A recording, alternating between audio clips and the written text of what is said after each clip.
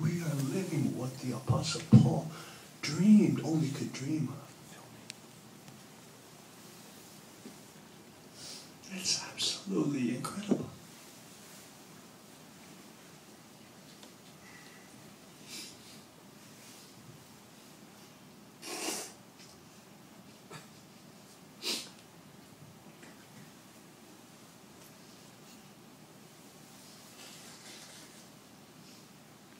Brothers and sisters, I'm not crying because I'm sad. I'm crying because it's amazing. Because I feel totally blessed to be able to witness on behalf of two parents.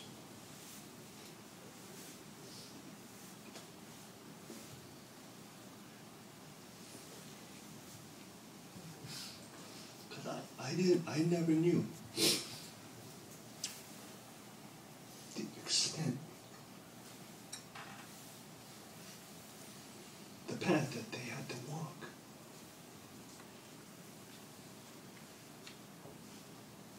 I always understood them as my father and mother. You know, the normal thing. Why didn't they come to my school plays, or why didn't they? Why can't they encourage me? Why are they not home? Why do we have all these people always at our house?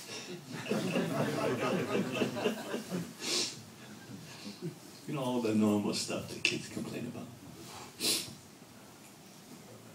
But I never understood who they were.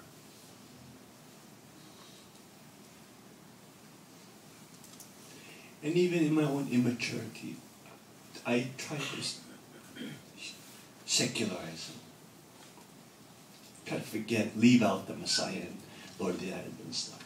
Oh yeah, they're not.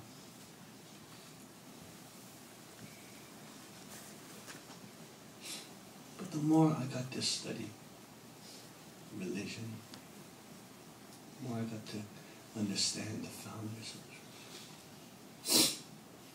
how serious. Oh, the founders, so radical. All the religions are extremely radical. They break away from tradition. We usually think the Buddha is quite calm and meditating all the time. He was totally breaking from tradition.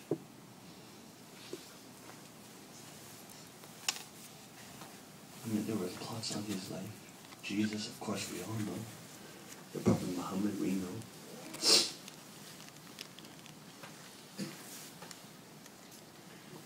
The more I got to understand that, and slowly, at least my intellectual mind began to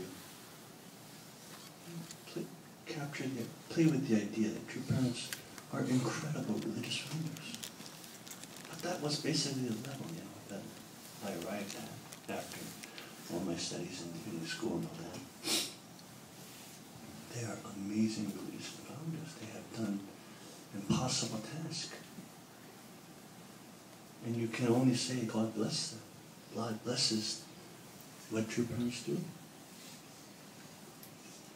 But it was really after I really started practicing the Initiation Church faith. I never tithed in my life. Never was told to tithe. Did you know that? Did you know that? That's crazy. I was never told to tithe. So I didn't tithe until I started ministry. Then I started tithing. Then I started doing all the special donations that your parents were requesting or whatever, doing the conditions and still doing my training and working in the ministry, meeting members, going to their houses, whatever, doing that stuff.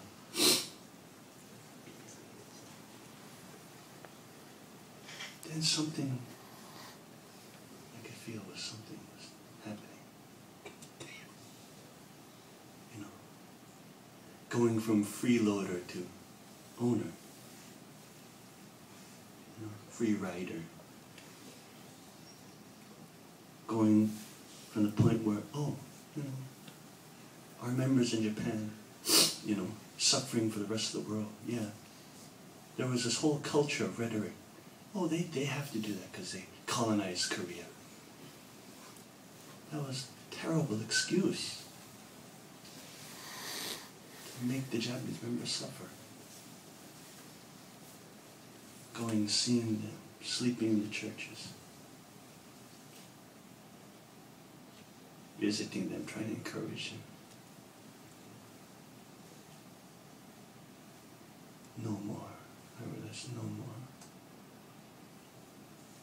We are going to have to step up and become owners and responsible and mature, all of us.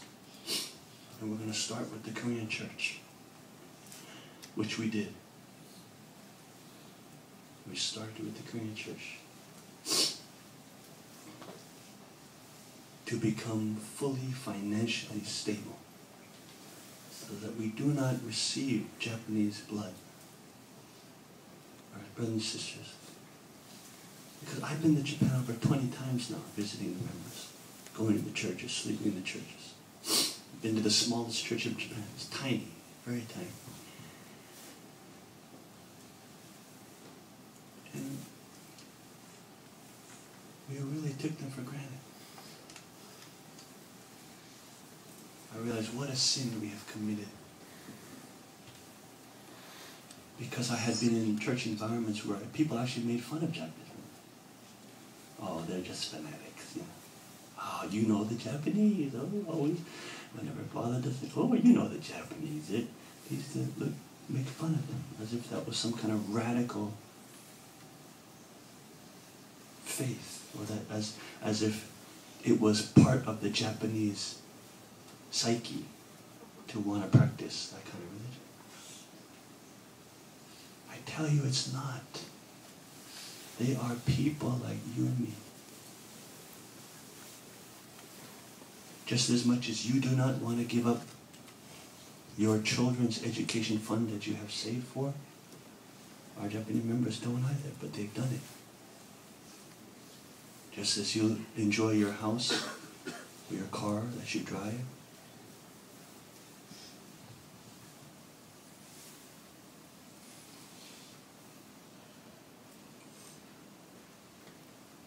so when I went to try to encourage them in whatever way, we just tried to do it just as much as we could do. We made rules, you know, we don't go to Japan. They always want to give true children thank you donations. We said, we're not going to take anything.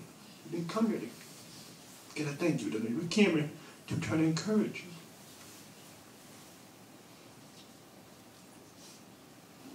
We're not going to receive any gifts. No gifts allowed.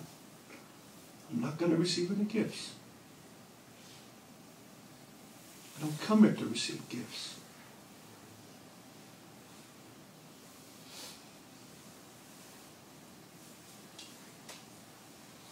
Don't prepare a hotel room. I'm going to go to the church.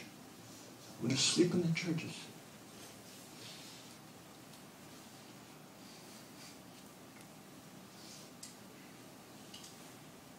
And we're going to pray together. We're going to bow together. We're going to train together.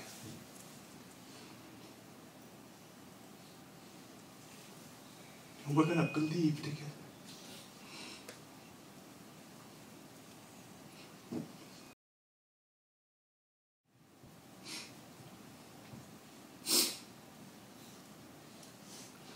They truly changed my life.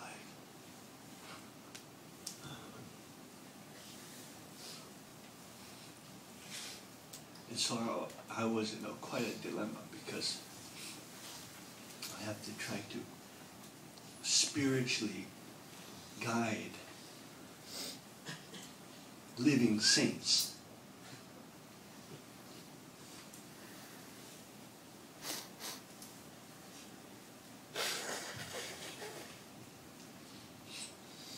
The lowest of which is 100 times, 1,000 times beyond me.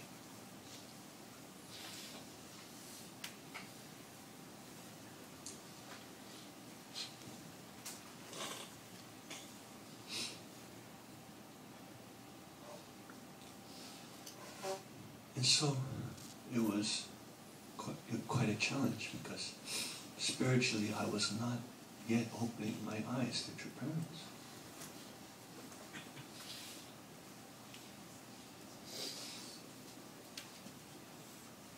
I was teaching divine principle, I was sermonizing and preaching on the pulpit.